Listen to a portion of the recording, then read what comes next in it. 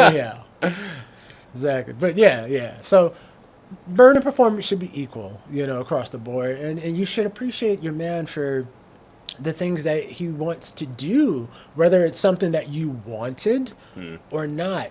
It's just the thought that goes into it should be nurtured and appreciated. And also, if you have the audacity to be offended about not getting something that you necessarily want, remember you've got to burden the performance as well too. So what are you bringing to the table to meet up to standards? And it's a lot of times, even I would say down to Tinder, Bumble, Hinge, you see these ladies on these dating apps and they have a huge laundry list of requirements of what they want, what a guy should be. He should step up, be a man. You want adventures, but you're also not saying what you offer. Yeah. How are you asking for so much and you're not willing to show or share what you offer? And sorry, there is a burden of performance for men that do value themselves. So men, be careful on these dating apps to not get caught up in these long laundry lists that someone might require of you. Because trust me, men aren't that picky. We're not that picky, right? Not that crazy, but Right, it's nice. Like, how would you? Are we picky? Men and women were asked, like, what do you consider settling to be? And, women were basically, so they asked like men and women, even like, what would you need to go on a second date with somebody? And men said they needed 3 things to go on a second date with someone. She had to be interesting to talk to. She had to be cute, but not like gorgeous movie star cute, right? Like just like cute to him, right? And she had to be nice. Like she had to be like a kind, nice person. Like, we know those people when you're at a restaurant and they're being like really rude to the waiters and stuff, not somebody like that. And so that was what men said. They needed just 3 things to go on a second date with someone. Women named 300 things that they would do. I mean, there was this list that was exhaustive. It was like, can't be this, can't be that, has to be this, has to be that. And so it was this question of like, what does that really mean, right? Like, how are we choosing partners, and are we looking for the wrong qualities? Are we looking for the qualities that don't matter? And are we not looking hard enough at the qualities that do matter? Things like kindness, emotional generosity. Do you have shared values? Do you enjoy just being with the person, right?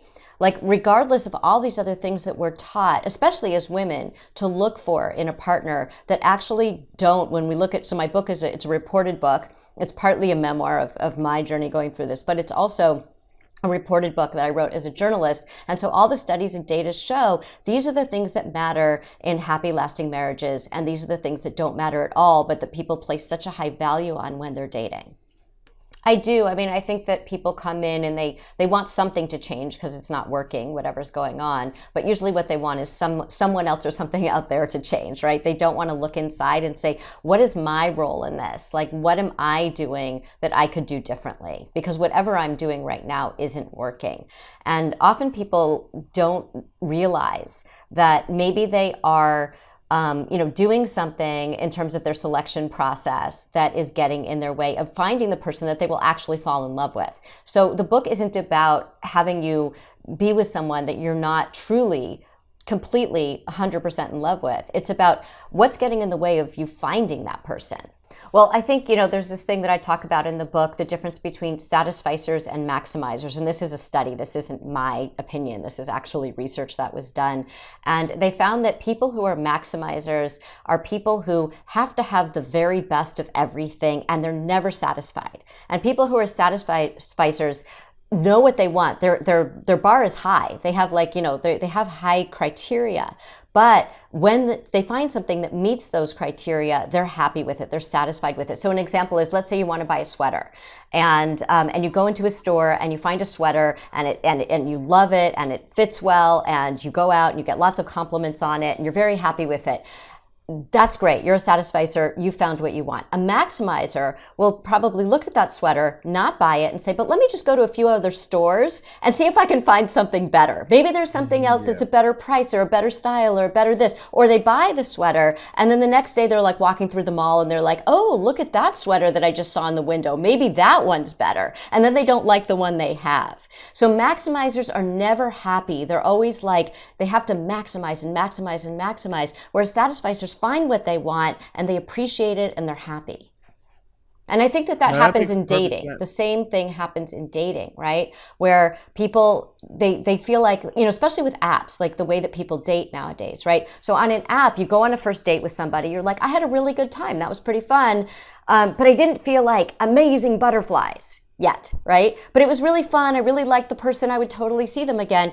Then you're like driving home or you're coming home and you're like, oh, look at all these notifications on the app. Maybe that person is better. And so you never get to know somebody because you're juggling so many different people trying to maximize something, and you can't really treat human beings like a shopping experiment. There's a woman actually in my new book, Maybe You Should Talk to Someone, just like that. She's in her early 20s and she keeps dating these guys and they never work out for her. And at one point she starts even dating someone that she hooks up with in the waiting room. I don't mean they hook up in the waiting room.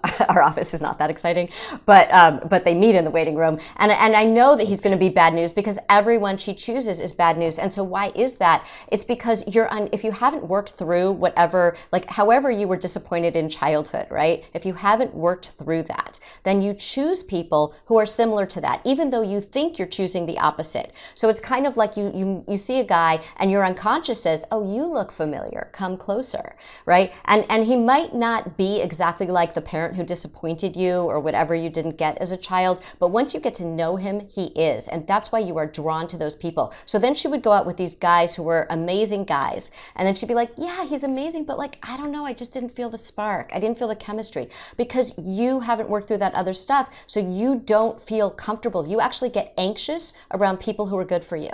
People who are good for you, you either get numb, you feel nothing, or you get anxious, right? Or you get repulsed. Okay, it's one of those things happens. And so it's really important to understand if you find this pattern, it's kind of like if a fight breaks out in every bar you're going to, maybe it's you. So if every guy you're dating is like, you know, a jerk or is disappointing to you or is unreliable, maybe it's you, meaning maybe you are choosing people like that. And then what people say is, oh, men are terrible. They're all awful. It's like you're choosing people and we call this repetition compulsion. You're repeating something from childhood over and over to try to master a situation that you will always lose at.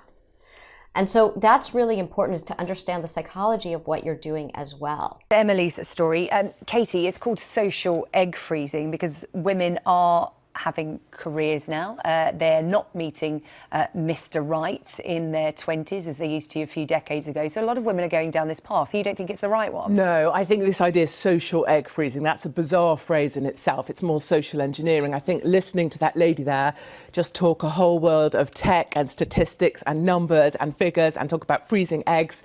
It's a bizarre idea. You know, what happened to just living your life, rolling with the punches? Most people's lives, including mine, are defined largely by the mistakes we made, and they turn out to be rather glorious in the end. I think women these days have become, especially younger women, have become so prescriptive about their lives. They're used to going on Bumble or Tinder or whatever, deciding how high their boyfriend needs to be, how tall must he be, what colour hair must he be, what colour eyes. And now they're wanting to do the same with their baby, decide what age to have it at. I just think women want too much control. And let's not forget... Well, you're talking about men do exactly the same thing, but they have the luxury of not having to worry about the biological clock. Yeah, turns out we're not entirely equal, men and women. We are different.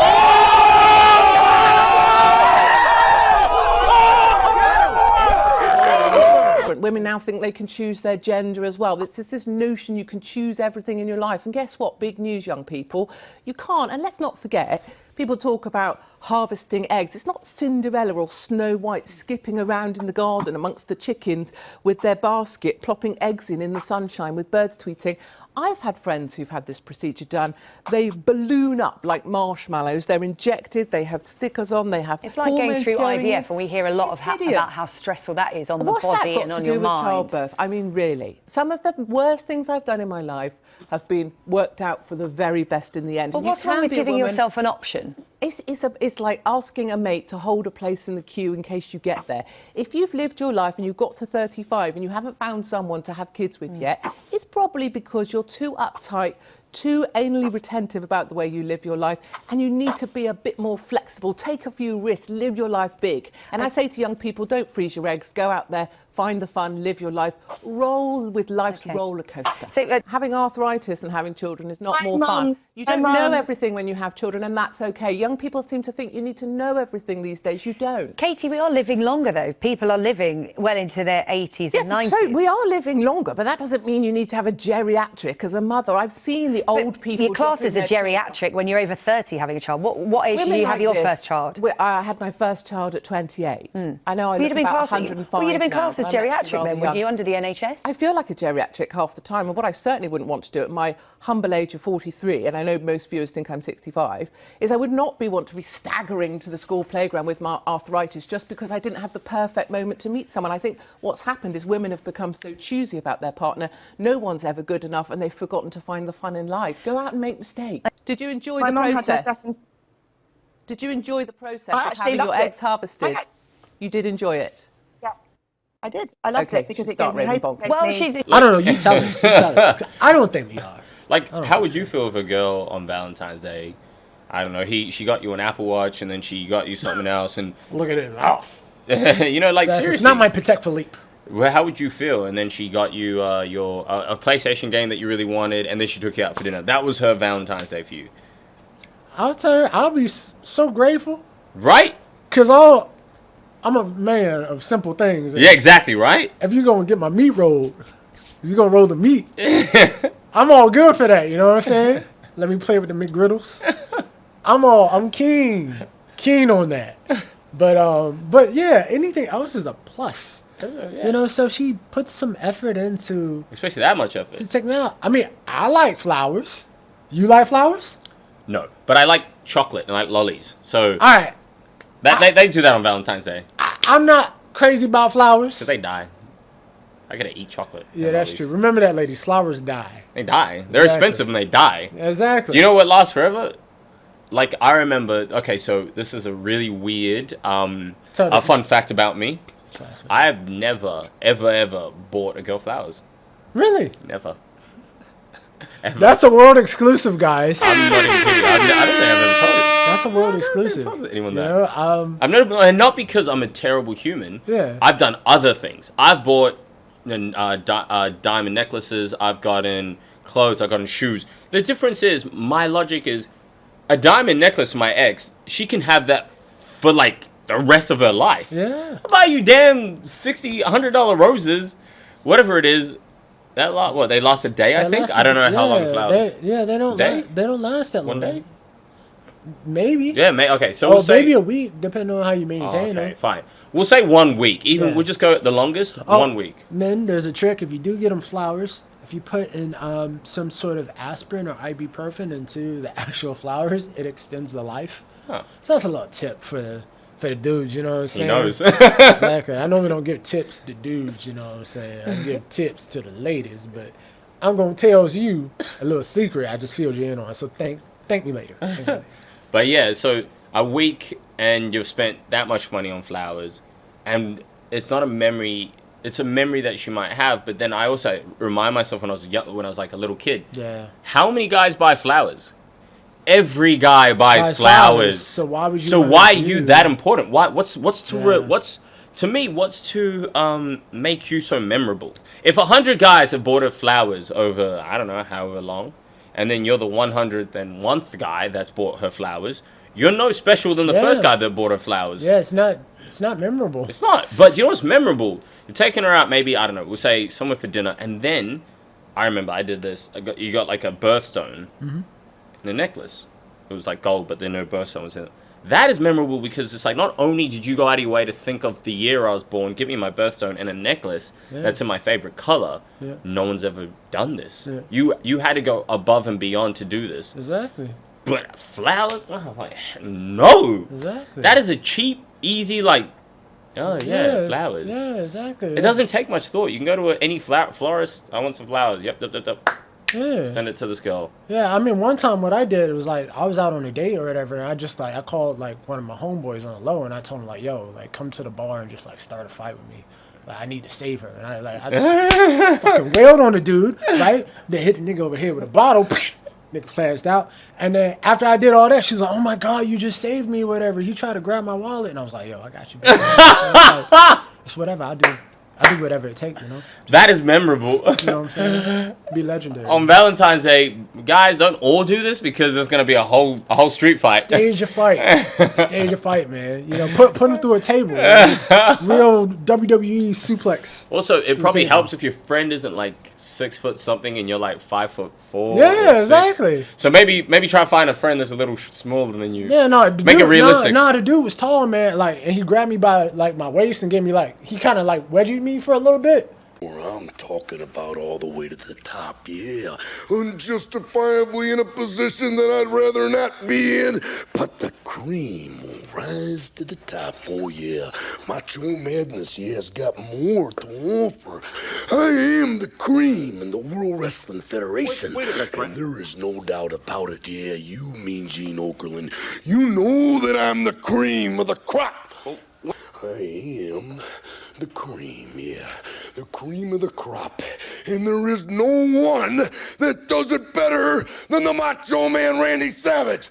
On balance, off balance, doesn't matter. I'm better than you are. You know, just out of curiosity, Randy, and I certainly don't want to diminish your tremendous God-given talents, but I'm very curious. I haven't seen Elizabeth lately. Yeah, she's on the outside of the ring. Does she interfere in matches? Yeah, because they can't handle the Macho Man Randy Savage, the cream of the crop. Nobody does it better. Approximately 10 hours later. I'm still in a state of shock right now. In fact, I don't think I'm going to be coming down for a long period of time, yeah. You know what I mean? I looked a little emasculated for like 2 seconds. It was just to make it more real. You know what I'm saying? I told him just like, Nick, you know, just yank me up a bit. You know? So it worked. It worked. Hey guys, if you want to watch more clips, click here. And if you want to watch the full podcast, click right here.